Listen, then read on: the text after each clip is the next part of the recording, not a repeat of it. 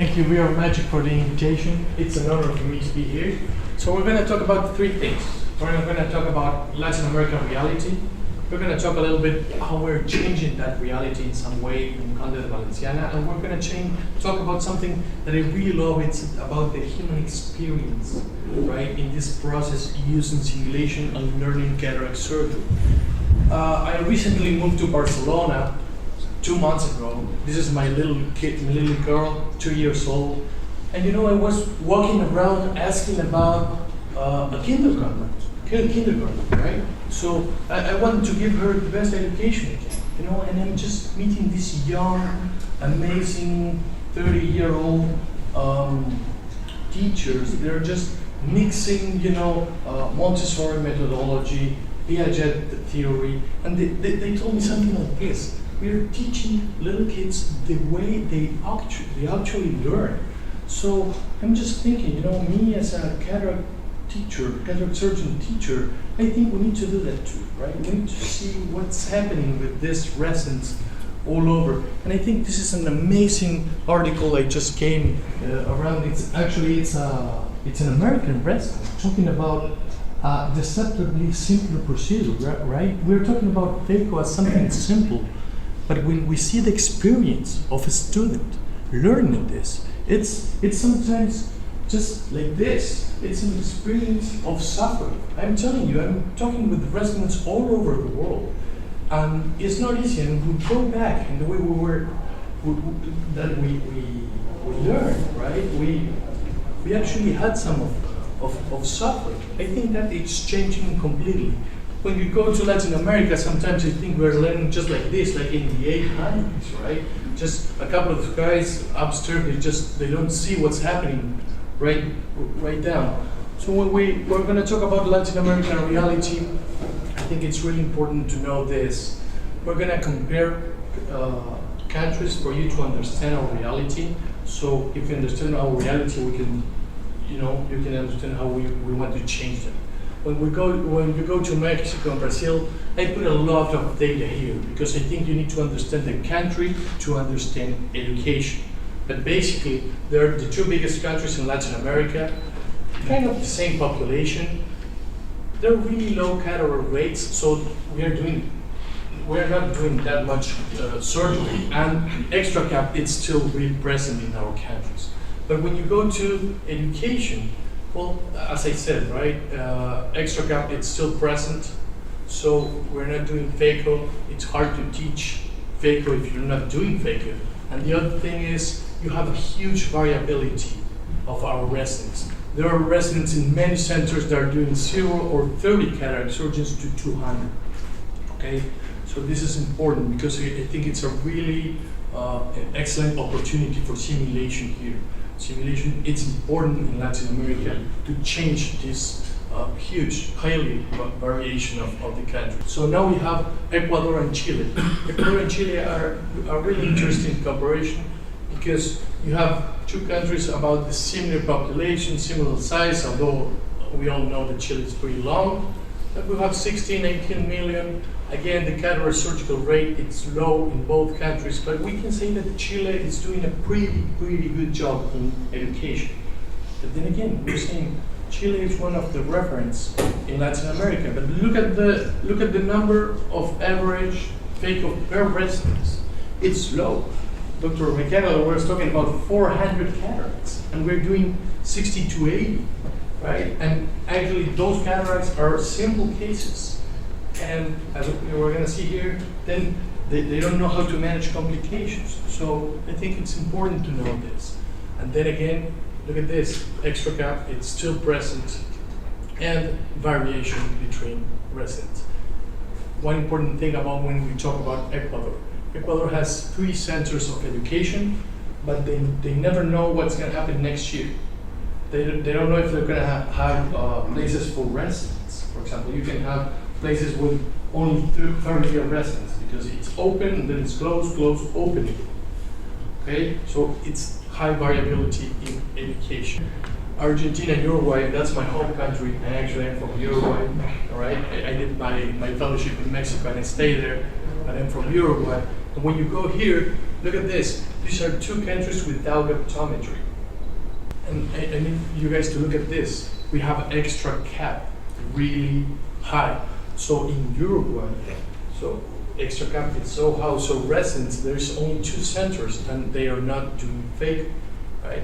So we have pretty decent number of ophthalmologists, but people don't doing fake. But let's look at Argentina, without optometry again. However, really important surgical rate. They are doing a lot of surgery, right?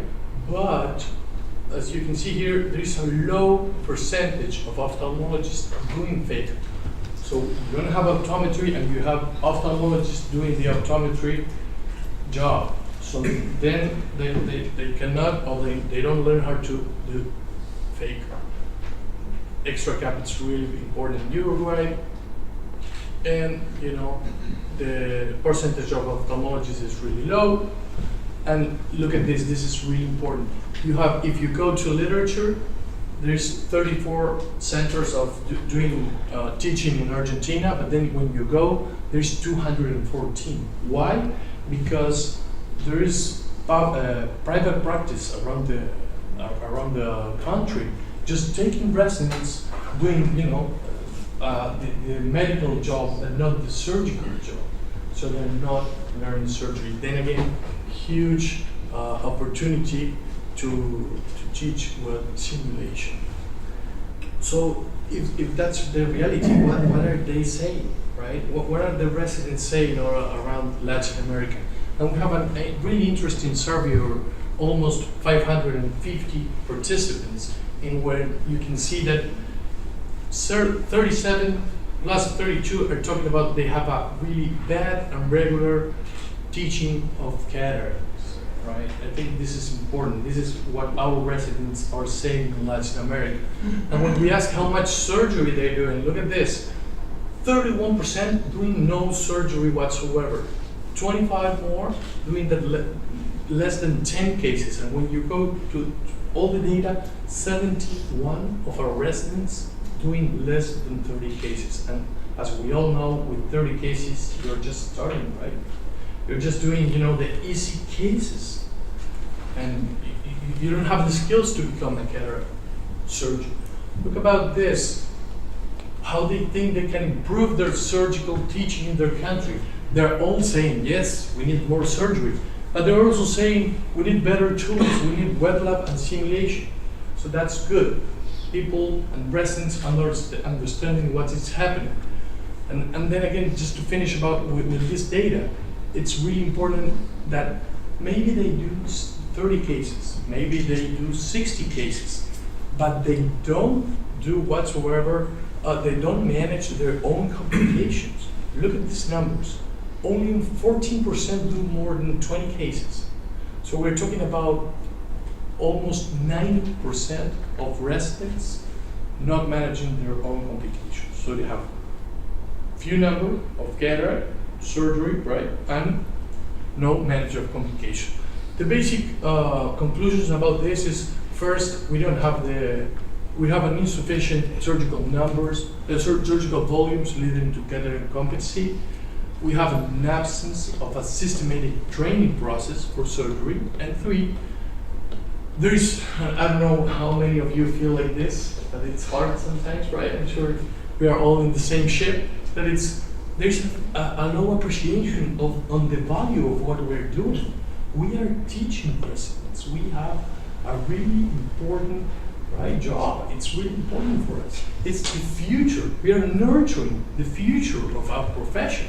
And every time we face these guys, it's certainly a resident who has a 10+ year A student that he did a big effort to come there, and their dream is to become a cataract surgeon, and we're not providing that to our own residents. So I think it's really important. So right now I want to go to Conde de Valenciana and what they're doing, what we're doing there to change this reality. We need to change this, and the first thing is we need to teach cataract with low surgical volumes. That's a fact because of what we saw in the data. Okay, so we need to teach with low surgical volumes. Look at our center. We have 51 residents, 16 are starting surgery each year, and they're just sitting and doing an entire surgery as first year residents with almost no wet lab whatsoever.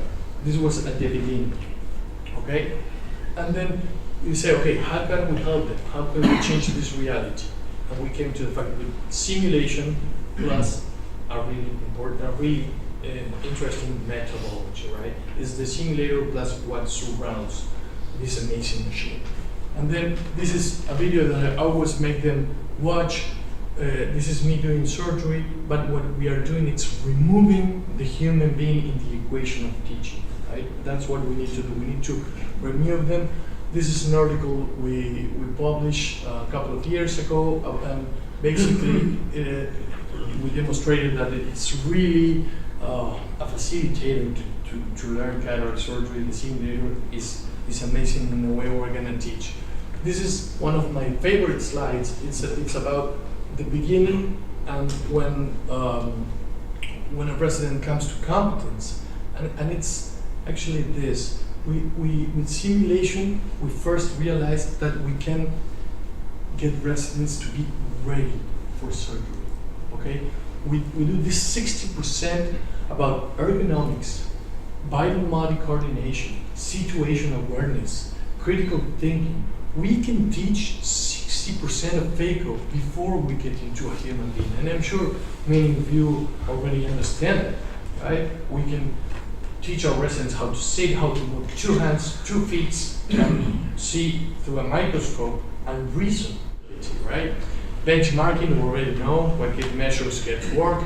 Milestones, we're just trying to have an amazing curriculum for our students, and as we said, right, the 10,000 hour rule. We want to get good, we need to practice. The one-on-one mentorship, the doctor before me was talking about this. Sometimes it's hard, it's a lot of time, but in some specific cases we're doing it, and we have an amazing results too with our students. I think it's a really good methodology in some moments of the teaching.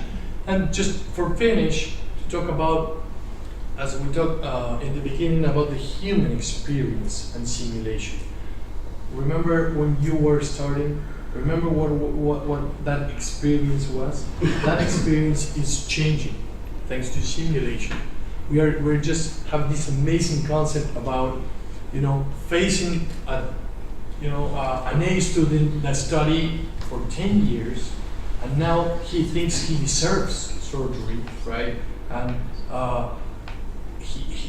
he sometimes think that he deserves it, the patient maybe is not important. It's his right to learn, and we're changing that. We're putting simulation at the beginning, so the resident understand that it's a really complex procedure, and they need to train, and they need to modify their beliefs. So this is what we call the resident resurrection. From the beginning, we're just changing, their approach to surgery. We want them to be humble and to be self-aware of what they don't know. We think we are reshaping the learning curve. We are just, as you can see here, the patient gets into the equation way after, and the surgical readiness is way before that without the traditional model. This is just to finish, but it's one of my favorites. It's remember when, I don't know if you guys, you just drive with years, change of gearing or not, but remember when you were starting, right, that you're conscious about everything. And I think with practicing simulation, we just can get that to a subconscious control. We have residents ready to learn, and we are just getting to surgical readiness much earlier. We're changing, remember the quote from before, we are changing the suffering for practicing. And we are building this, that it's another of my favorites, that it's amazing, it's an ecosystem for surgery. This is an avatar picture about they connecting and connected with everything. I think this is what we're doing with the simulation. We are, like you can see in this picture, this is my brain. I hope I have, sometime I have at least 12, 13 simulators there. And what do you see there, right? We see a teacher, we see we see some slides about some concepts, but we also see students doing something personalized for them with another partner, next to him, talking about surgery. Oh, you did this right, this is wrong. Oh, please teach me this, teach me that, teach me that. It's an ecosystem. It's something so good to learn right now. And for me, it's personalized and collaborative pursuit of surgical excellence. Thank you very much, and if you have any questions, later.